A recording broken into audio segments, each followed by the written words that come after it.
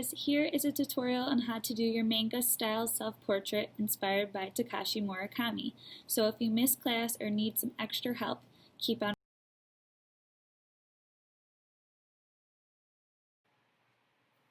To start your manga style anime self-portrait inspired by Takashi Murakami, you're going to make a circle. Now I'm drawing lightly because it's hard to make a perfect circle. When I'm feeling better about the lines I made and the curves I made, I can go back in and make it darker. If you want to trace something that is in the shape of the circle, that's fine, but it doesn't need to be perfect. Next, I'm going to draw a vertical line, going down the center of the circle and a little past the bottom. These are going to be the guidelines to my face to help me with my placement. Your next step is to draw a horizontal line going across the bottom of the circle. Don't forget, it's okay to make mistakes. That's why we have an eraser.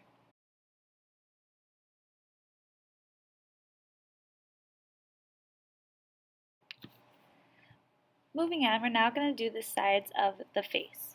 I'm going to make a line going from the side of my circle, nice and smooth, to the bottom of that vertical line.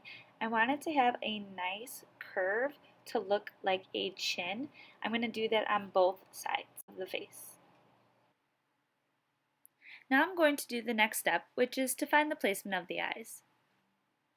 I'm going to do a curved bent line, or a sad face line, in the middle of the circle, and one towards the bottom above that horizontal line.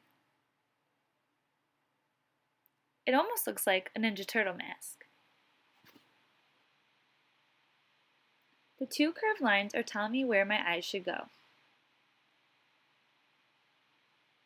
The middle of the horizontal line and bottom of the circle is where my nose should go, and below that should be my mouth. The nose and mouth are much smaller than the eyes. Lastly, the ears will be outside of the curved lines, or the Ninja Turtle mask.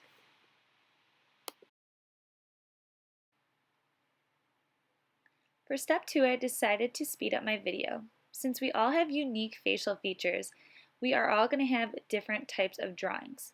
Make sure you're using the Google Slides for different images and resources to help you with your drawing. You will notice when I'm drawing, I'm constantly editing my work. I'm making sure it's looking correct to me, and I'm looking at my visual aids of photos to help me out.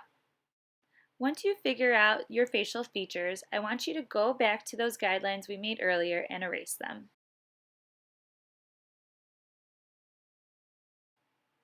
When working on the hair, I'm going to continue to use the references on my Google slide. I want to make sure I'm thinking of my hair as a big outline. I don't want to do individual hairs or lines coming down. I want to kind of do an outline of the shape. Even if you have short hairstyle, you still want to draw a hairline going from one side of your ear to the other.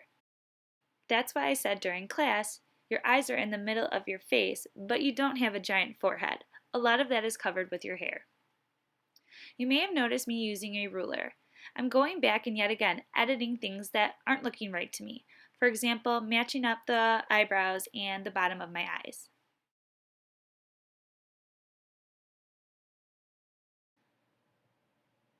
The final step to my drawing was to outline. I'm using a black Sharpie, but I know that might not be available to you right now, so you can select anything you have at home that's dark.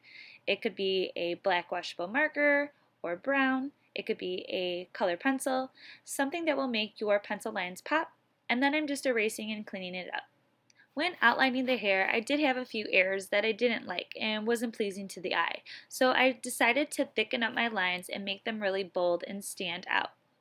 Here are the final results. Next class, we will discuss how we're going to make our Takashi Murakami backgrounds, as well as how we will be coloring these in. Hope this helped!